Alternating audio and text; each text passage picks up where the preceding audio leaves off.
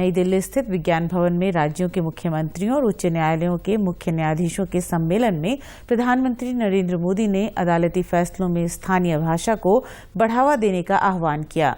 उन्होंने कहा कि इससे न्यायिक व्यवस्था में आम आदमी का विश्वास बढ़ेगा।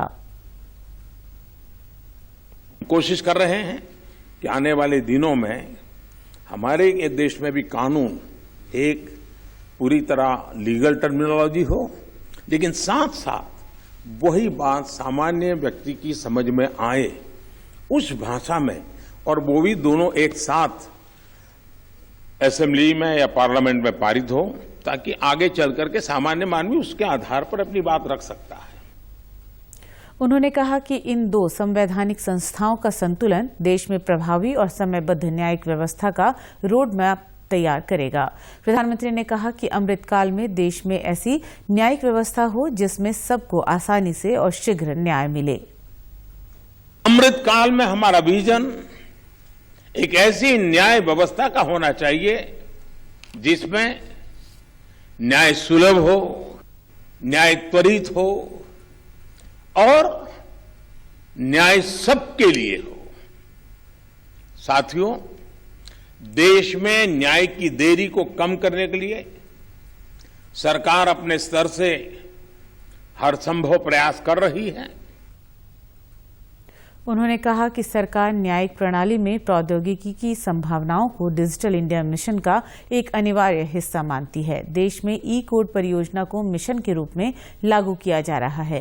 प्रधानमंत्री ने कहा कि न्यायपालिका संविधान की संरक्षक है और विधायिका नागरिकों की आकांक्षाओं का प्रतिनिधित्व करती है। भारत सरकार भी जुडिशियल सिस्टम में टेक्नोलॉजी की संभावनाओं को डिजिटल इंडिया मिशन का एक जरूरी हिस्सा मानती है। उदाहरण के तौर पर ई कोर्ट्स प्रोजेक्ट को आज मिशन मोड में इंप्लीमेंट किया जा रहा है।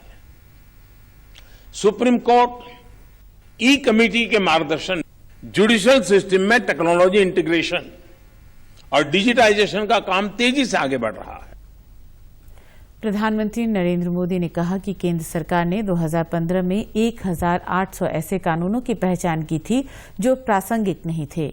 इनमें से 1450 कानूनों को समाप्त किया गया, जबकि राज्यों ने केवल ऐसे 75 कानूनों को ही समाप्त किया।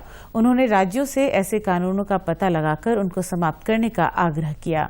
उन्होंने मुख्यमंत्रियों और उच्च न्यायालय के न्यायाधीशों से कहा कि वे लंबित मामलों को प्राथमिकता के आधार पर निपटाएं।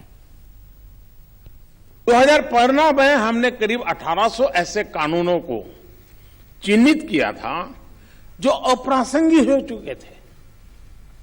इनमें से जो केंद्र के कानून थे, ऐसे 1450 कानूनों को, 1450 कानूनों को हमने खत्म किया, लेकिन राज्यों की तरफ से केवल 75 कानून ही खत्म किए गए। मैं आज सब आदरणीय मुख्यमंत्रीगण यहां बैठे हैं, मैं आपसे बहुत आग्रह करता हूं कि अपने राज्य के नागरिकों के अधिकारों के लिए, उनकी ईज ऑफ लिविंग के लिए आपके यहां भी ये कानूनों का इतना बड़ा जाल बना हुआ है, कालबाह्य कानूनों में लोग फंसे पड़े हैं, उन कानूनों को निरस्त करने की दिशा में आप कदम उठाइए। लोग बहुत आशीर्वाद देंगे जी।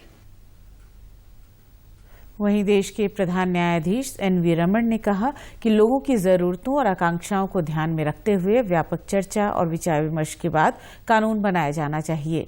उन्होंने कहा कि कार्यपालिका और विधायिकाओं की ढिलाई की वजह से मुकदमेबाजी होती है, जिससे हमें बचना चाहिए।